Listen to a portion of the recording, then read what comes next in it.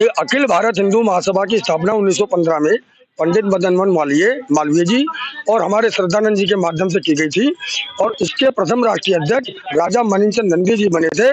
और उस दौर में हिंदू महासभा ने सशस्त्र क्रांति के माध्यम से स्वतंत्रता संग्राम की कमान संभाली थी और सुभाष चंद्र बोस को रासबिहारी बोस के माध्यम से जापान में आजाद हिंद फौज की कमान दी गई। और यहाँ पर हिंदू महासभा द्वारा जो सैनिक प्रशिक्षण प्राप्त होकर के और ब्रिटिश हुकूमत की सेना में शामिल हुए थे, जब सुभाष चंद्र बोस ने दिल्ली चलो नारा दिया तो वीर सावरकर ने कहा उन सैनिकों से जिनको उन्होंने ब्रिटिश सेना में शामिल कराया था कि आप लोग ब्रिटिश के समर्थन में नहीं लड़ेंगे और जब ब्रिटिश कहेगी कि सुभाष चंद्र बोस बंदूक तानो तो आप बंदूक नीचे कर देंगे या उन अंग्रेजों पे तान देंगे। जब इस हिंदू महासभा ने इतनी बड़ी क्रांति की तब जाकर के हमारा देश आजाद हुआ। गांधी के एक गाल पे थप्पड़ खा के दूसरा गाल आगे करने से या नमक खाना छोड़ करके आजादी नहीं मिली है।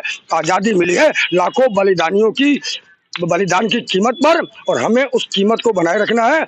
और आजाद भारत में भी, स्वतंत्र भारत में भी हिंदू महासभा ने अपने आप को एक राजनीतिक दल के रूप में स्थापित किया और 1952 के प्रथम चुनाव में हिंदू महासभा शंकराचार्य के नेतृत्व में जो राम राज्य परिषद बनाई गई थी उसके साथ मिलकर चुनाव लड़ा था और 1952 में 5 सीटें जीती थी। हमारे योगी आदित्यनाथ जी हिंदू महासभा में थे, बाद में भाजपा से मुख्यमंत्री बने। उनके भी गुरु महंत योगी अवैधनाथ जी वो हिंदू महासभा से राष्ट्रीय महामंत्री रहे और हिंदू महासभा सांसद रहे। और उनके भी गुरु जो हमारे दिग्विजयनाथ जी हैं वो हिंदू महासभा के राष्ट्रीय अध्यक्ष भी रहे और वो हिंदू महासभा से हमेशा गोरखपुर से सांसद की सीट जीतते रहे। वर्तमान में 1996 तक भाजपा ने हिंदू महासभा को 10 सीटें देती थी लोकसभा की गठबंधन के आधार पे, लेकिन 1996 में भाजपा ने एक शर्त रखी कि हिंदू महासभा का प्रत्याशी उनके कमल चुनाव चिन्ह से लड़ेगा, जिसको हिंदू महासभा ने स्वीकार नहीं किया तो 1996 में जाके गठबंधन टूटा था।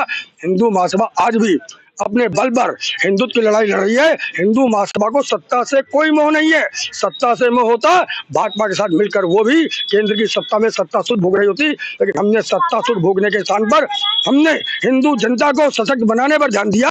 और वर्तमान में हिंदू महासभा ने एक हाथ में शस्त्र और दूसरे हाथ में शास्त्र का नारा दिया है, क्योंकि आजादी से पहले तक हमारी छोटी छोटी कन्याओं के पास भी आत्मरक्षा के लिए कटार होती थी, हिंदू नौजवानों के कंधे पर तलवार लटकती थी।